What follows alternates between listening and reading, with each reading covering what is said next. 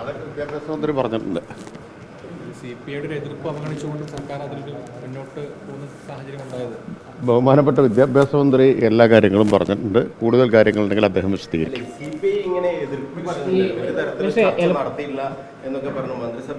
ഈ ബ്രൂവറിയുമായി ബന്ധപ്പെട്ട്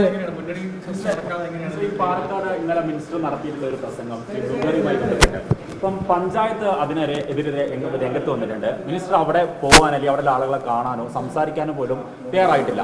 പിന്നെ എന്തുകൊണ്ടാണ് മിനിസ്റ്റർ ഇങ്ങനെ തുടർച്ചയായിട്ട് ഇത്തരം പ്രസ്താവനകൾ നടത്തുന്നത് എന്നുള്ളതാണ് ഇപ്പോൾ അവിടുത്തെ പഞ്ചായത്ത് പ്രസിഡന്റ് തന്നെ ചോദിക്കുന്നത്.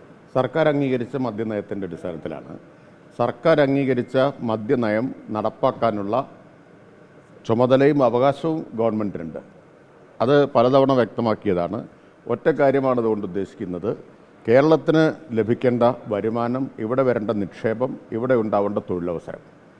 ആ കാര്യം മുൻനിർത്തിയാണ് സർക്കാർ മദ്യനയം ആവിഷ്കരിച്ചിട്ടുള്ളത്. അപ്പോൾ ബാക്കി ഏതെങ്കിലും ഒരു പ്രത്യേക കമ്പനിയെന്നില്ല. അപ്പോൾ ഇന്നലെ അവിടെ വന്ന ചിലർ നിക്ഷേപം നടത്താൻ താല്പര്യം പ്രകടിപ്പിച്ചിട്ടുണ്ട്. അപ്പോൾ നമുക്ക് കേരളത്തിൽ പുതിയ തൊഴിലവസരവും നിക്ഷേപവും വരണം. അതിനുള്ള ഒരു സാധ്യത എന്ന നിലയിലാണ് സർക്കാർ ഇതിനെ കാണുന്നത്. അത്രയേ ഉള്ളൂ.